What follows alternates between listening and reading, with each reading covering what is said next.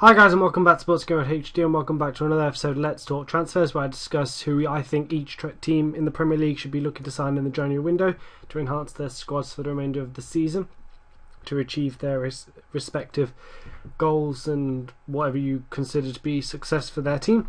So these are the players I recommend each team should sign. It's going to be 3 players per team, other than the Arsenal team, who I recommended 5 players for because it was the first episode of the series, and also because I feel like they need more than 3 players.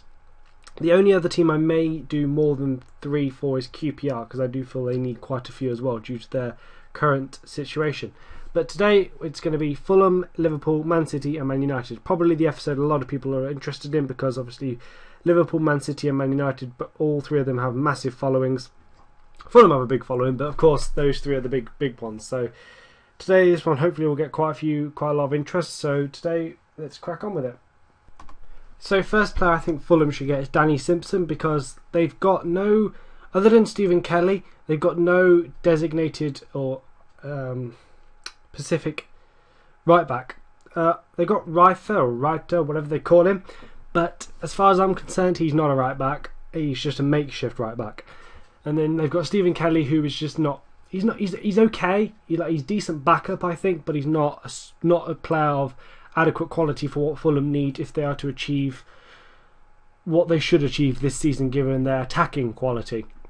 So I think they need a right back, and I think Danny Simpson, again, actually this guy, he's been linked with them in the media. Apparently he's going to go to either Fulham or, I think it was QPR. I want to say it was QPR, but Fulham or QPR I think it was. So I think that's a bang on. That's bang on. I think he should go to Fulham. I think this is a perfect opportunity for him to play week in, week out in Fulham, or for Fulham in Fulham, at right back. I think he should be perfect for him. So perfect fit, and Fulham need a right back. So Danny Simpson. Now you'd be forgiven for thinking this was literally left back merry-go-round, because I think other than Aston Villa, so far every single team I think needs a new left back due to them losing a left back or just needing quality in that position. And Fulham are no different. Eric Peters, I think they should bring in from PSV. I think Martin Jol needs to go back to Holland, go meet some Dutch people and discuss the transfer and bring in Eric Peters. I think this guy's a brilliant left back. He's a Dutch international, and I think they've got John Arisa, and then I think Briggs is out on loan at Bristol City, I think it is. Last time I checked, I think it was Bristol City. So, and he's still relatively young. I think they need quality now, and I think Eric Peters would fit nicely due to the fact that John Arisa is getting on a bit. So when John Arisa, at the end of the season, I'm not sure what his age is. He's into his 30s now, so he's not going to be around much longer. So maybe sell him on for a profit or whatever, some money, some decent cash. Sell him on, and then you've got Eric Peters. It would be what, 6 month seasoned veteran in the Premier League. He'd have played 6 months, and also he's got international experience as well as top flight Dutch football experience. And then you got Briggs coming in through as a young left back as well. So that'd be a perfect scenario, I think, for them, just work Eric Peters in, let him settle in the Premier League, get used to the pace, etc., while having John Arisa as he's I don't know what the word is, but he's the person in front of him in the queue as the left back. So I think that should be perfect scenario. The next player is Gareth Barry. Now, while I personally don't like him and don't rate him as a footballer, I can see why he would be a good fit at a team like Fulham. I think they need creativity in their midfield as well, but somebody who's also going to be solid enough defensively, because of the fact that they're not the players they've got are not the best, in the sense that they're going to be giving up possession a lot, and they're going to be coming under a lot of pressure. Now that pressure is first of all going to hit, of course, the strikers first of all, but it's going to hit the midfield, because the midfield's job is of course to screen the defence and then defend as a unit, so to speak. And I think they need someone who's going to be creative but also solid defensively. And I think Gareth Barry would be a good fit for them.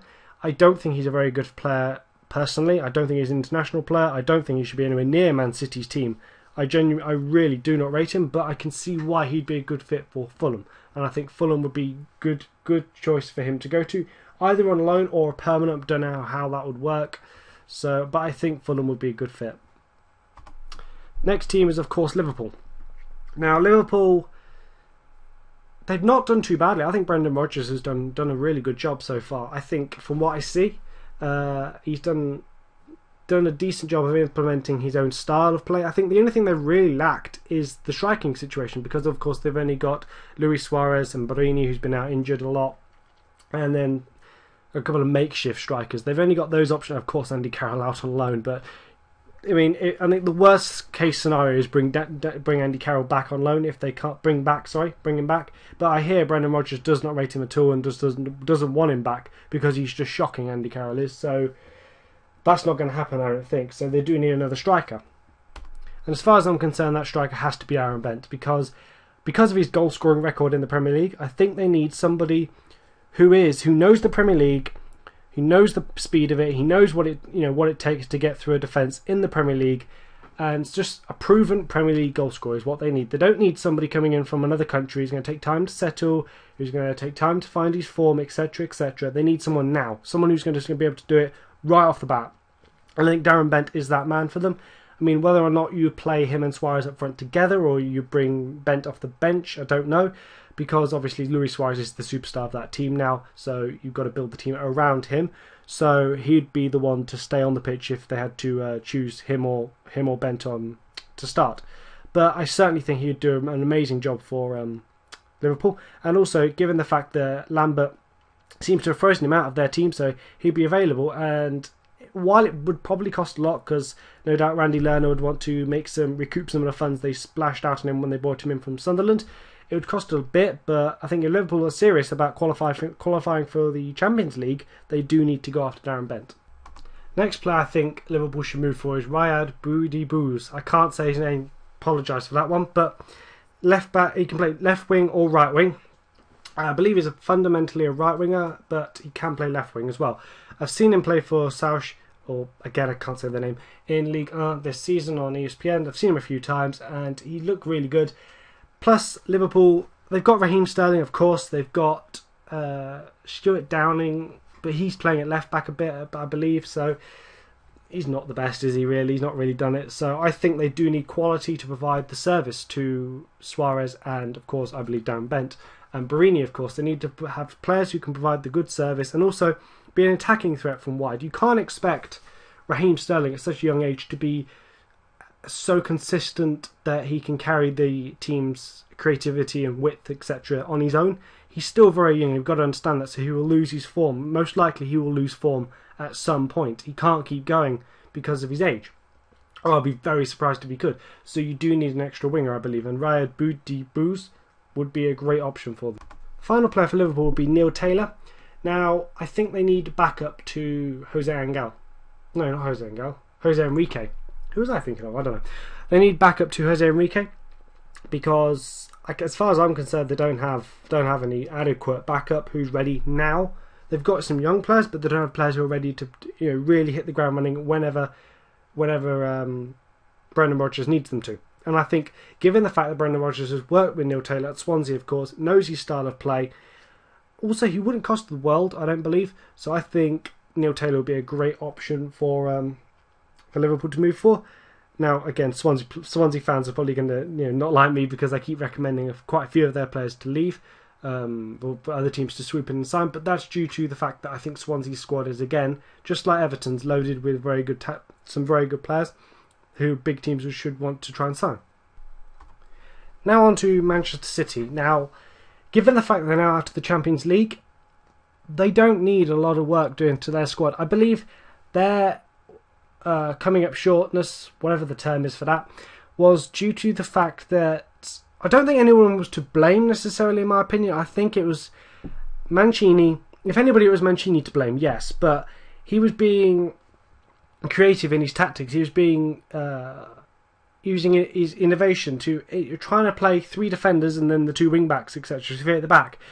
It didn't work because the players couldn't adapt to it quick enough and to a high enough standard due to the opposition they were facing. Dortmund, Real Madrid and Ajax aren't the three teams you want to be trying a new tactic out against, really. But I praise him for his abilities, how brave he was to use those formations. It was just the fact that the players couldn't adjust to it. So then, in hindsight, he should have not used it again, really, I don't think, or at least used it consistently in the Premier League if it was successful, if it was working. So I don't think it was due to the fact that they need players. I don't think that's the problem. Of course, you can't say Man City need a specific player because their squad is star-studded. So I think it was just due to the tactics and the players not being able to learn the tactic quick enough and to a high enough standard. That said, however, I do believe Man City do need a midfield option due to the fact that I've already recommended they lose Gareth Barry and James Milner. So I think Daniel De Rossi will be perfect due to his experience, his quality, and also due to the fact that they've got creativity in David Silva, Nazari, Yaya Toure, etc., etc. They've got these quality creative players. They need someone who's going to be solid defensively to try and shield the defence and help them out that way. And also someone who's going to act as like a leader on the pitch, I guess, in the midfield. Because you can forgive the players for being complacent, considering they won the Premier League last season after getting knocked out of the Champions League. So they may have this idea it's going to happen again, but it doesn't just happen. Of course, Premier League titles don't just get won easily. So I think a midfielder who's just going to lead the team in the midfield, fight for every ball, will be perfect for them. And also, the fact that he's an amazing player also adds to why they should sign him. The next player is Gonzalo Higuain. Now, you're probably wondering why I've recommended a striker. Now, this one is due to the fact that I think they should do a swap deal with Edin Dzeko. Him and Dzeko should swap clubs, because I understand that Gonzalo Higuain is unhappy at Real Madrid with Mourinho's management, and also Dzeko is not happy being a super sub. That's not to say that Higuain would be a sub, because he wouldn't be content with that either, because he's doing that currently at Madrid, but he's better than Dzeko personally, I think. So I would try and do a swap deal. Whether or not that would involve money or not, I don't know, but certainly he's a world-class option. I think that would be a good situation for both the players to swap. As I said, I don't see much else really needs improving with regards to new players for Man City, so just the two players for them. I really don't see any weaknesses in their squad, in the sense that they need, or I don't look at them and think, oh, they need that player, that player, that player. The two I've recommended are just players they've been linked with, one, and two, players who would just perhaps fill in the gaps of players they've lost, sort of thing, but enhance the squad. But I don't look at them and think, oh, they need a left back, they need a right back, they need a striker. I don't see that, because obviously they've got such a star-studded squad already. So they just need players to help the squad win another Premier League title. Finally, we come on to Manchester United, and this is the final team of this episode.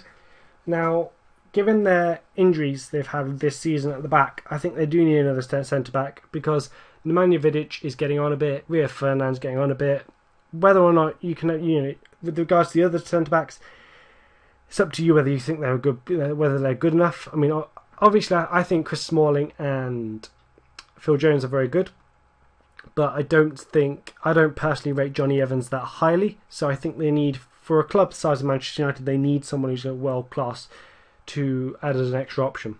As far as I'm concerned, that should come in the form of Dede, or Dide, however you pronounce that. World class Brazilian international centre back, player that Man United have actually been linked with in real life in the media. So this possibly could happen. He's fairly quick, and he's just a superstar. There's no other around it. He's just a superstar. So him in the Man United defence would enhance their squad as they bid to win back the Premier League title. Next player is Victor Wanyama, the Kenyan centre midfielder from Celtic. Now, although Celtic have got through in the Champions League, so have Man United, so there's nothing to stop him coming from Celtic to Man United. There's not a scenario of him going, oh, I'm already in the Champions League club, why would I go to a team that's not in the Champions League? Because Man United, of course, did get through. So that case is gone, and I don't believe he'd have much loyalty in the sense that he would stay at Celtic, because I believe the pull of Man United would lure him to the Premier League anyway. So I think Victor Wanyama will be a great option to add a bit of steel to their Man United midfield, because they've got the creativity, they just lack a defensive midfielder, I believe. Final player I believe Man United should go after is Jetro Willems, the Dutch left back. He's already an international, plays for PSV currently. Now, I said he shouldn't go to Arsenal because I think Arsenal need a left back who is proven quality, but the difference between that and Man United is that Man United have got Patrice Evra.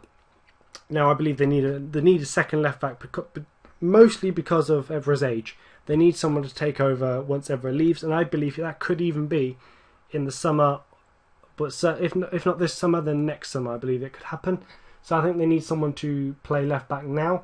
I know they've got Fabio out on loan at QPR, but I think they need someone who's quality to help out Evra now, I believe. So I think Jetro Williams would be an awesome option for them. It would probably cost quite a bit, actually, come to think of it, because he is a Dutch international and a very, very, very talented young player. So I think United should still move for him. That's about it for my recommendations for this episode. Next one will be Newcastle, Norwich, QPR and Reading.